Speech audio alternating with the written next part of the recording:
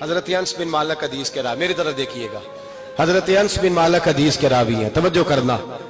کہتے ہیں ایک بی بی حضور کے پاس آئی، اپنا علاقہ چھوڑ آئی، آ کے کھڑی ہوئی تو اس نے کہا حضور میں خاندان بھی چھوڑ آئی ہوں، سسرال بھی، میکا بھی، ننیال بھی، ددیال بھی، میں ہر ایک کو چھوڑ آئی ہوں، میں جائیداد والی تھی وہ بھی چھوڑ آئی ہوں، مال دولت بھی چھوڑ، ایک میرا بیٹا تھا جوان وہ میں ساتھ لائی ہوں۔ سونیا یہ آپ کی نوکری کرے گا اور میں حضرت فاطمہ کی ڈیوٹی کروں گی، میں حضرت عائشہ کے برتن دھویا کروں گی، میں بھی نوکری کروں گی، حاضر ہے۔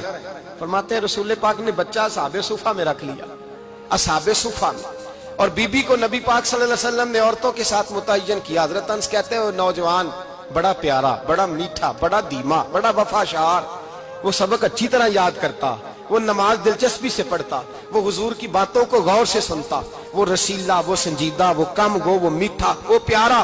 کہتے ہیں بڑی دلکشا طبیعت، اس کی مقناطیسی سی شخصیت، طبیعت کھنچی چلی جائے اس کی طرف، بڑا حسین و جمیل وہ نوجوان۔ اس ماں بیٹے کے تذکرے ہونے لگے کہ بڑی جائیدادیں چھوڑ کے آئے، بڑے مال والے، انہوں نے بڑی قربانی دی ہے، ہر رشتہ ناتا توڑ کے رب رسول سے یارانہ لگایا ہے، اللہ بڑا بے نیاز ہے۔ وہ بچہ بیمار ہو گیا، شدید علیل ہوا۔ حضرت انس بن مالک فرماتے ہیں ہم قریب جا کے بیٹھے تیمارداری کرنے تو اتنا علیل ہوا، اتنا علیل ہوا کہ اس کا وجود کانپنے لگا۔ کہتے ہیں کچھ ہی دیر گزری تو اس نے کلمہ پڑھا، روح پرواز کر گئی، روح پرواز کر گئی، سننا روح پرواز کر گئی۔ کہتے ہیں نبی پاک صلی اللہ علیہ وسلم کو بلایا، حضور آئے تو آنکھوں میں آنسو۔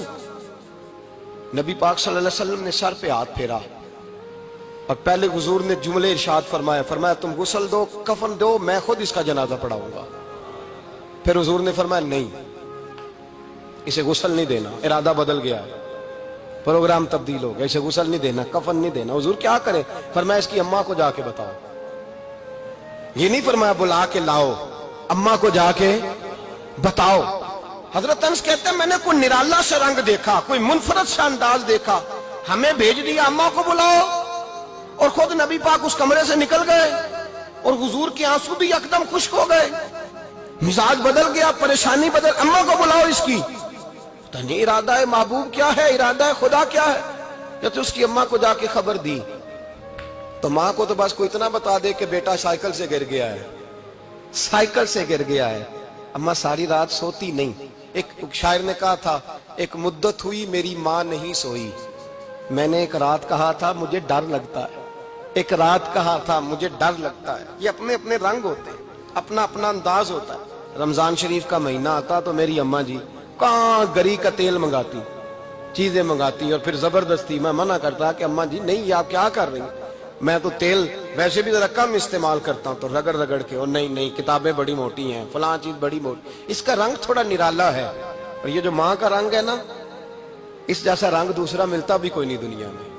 یہ اپنی مثال آپ ہی ہے۔ اماں کو کہا تیرا بیٹا، اماں ذرا دوڑی، گری، پھر اٹھی، پھر گری، پھر اٹھی، پھر گری، روتی ہوئی آئی۔ کہتے ہیں پیچھے وہ روئی، لیکن جب بیٹے کی میت کے قریب آئی تو اب نہیں روئی۔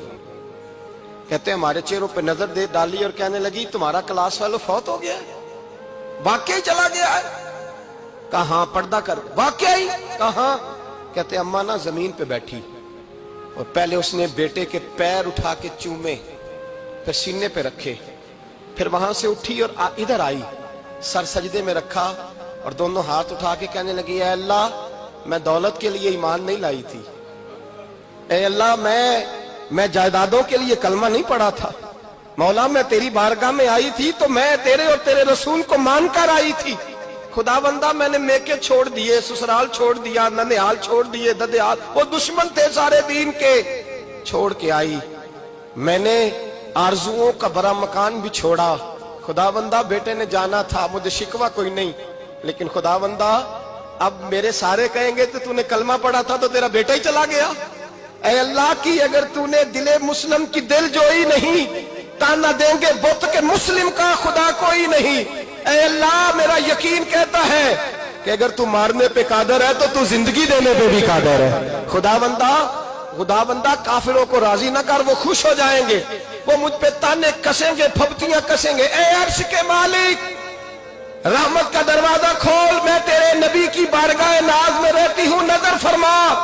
حضرت انس بن مالک فرماتے ہیں ایمان، یقین اور استقامت کے ساتھ اس بوڑھے نے جب دعا مانگی تو ہم نے مسجد نبوی کے صحن میں عجیب نظارہ دیکھا.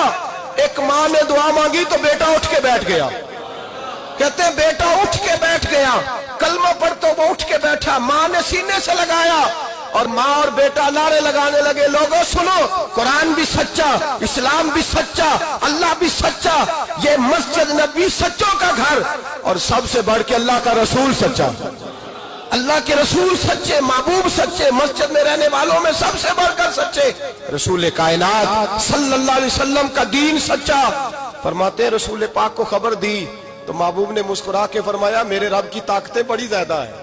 ان اللہ علی کل شیء قدیر، اللہ کی طاقت بڑی ہے. ایمان تھا، یقین، استقامت. بچہ اٹھ کے بیٹھ گیا.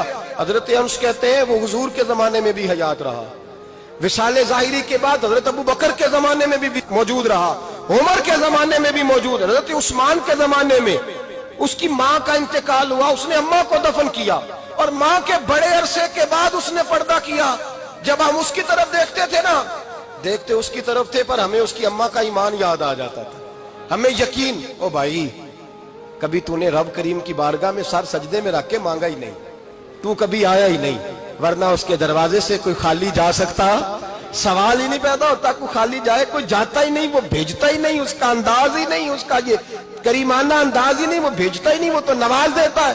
ایمان، یقین، استقامت اپنائیے اور یہ اپنی زندگی میں اللہ تبارک و تعالیٰ کے ساتھ جڑیے. یہ دنیا داروں کے ساتھ ہم تعلق جوڑ کے رکھتے ہیں، کبھی ایسا میچ، کبھی ٹیلی فون، کبھی عید پہ مبارکباد، کبھی فلان جگہ.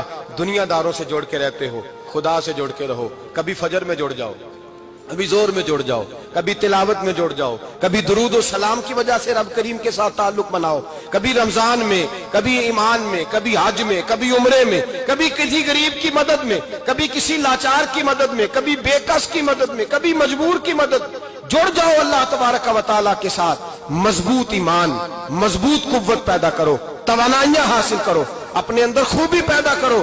میرے بھائی یاد رکھیں، ایمان مضبوط ہوتا ہے تو اللہ عرش سے مدد نازل فرماتا ہے، اور جب ایمان کمزور ہوتا ہے تو جو مدد پاس ہوتی ہے وہ بھی چھن جاتی ہے. رمضان المبارک کا جمعہ، پہلا جمعہ، ایمان کا موضوع بیان کر کے دو باتیں گزارش کرنی ہے.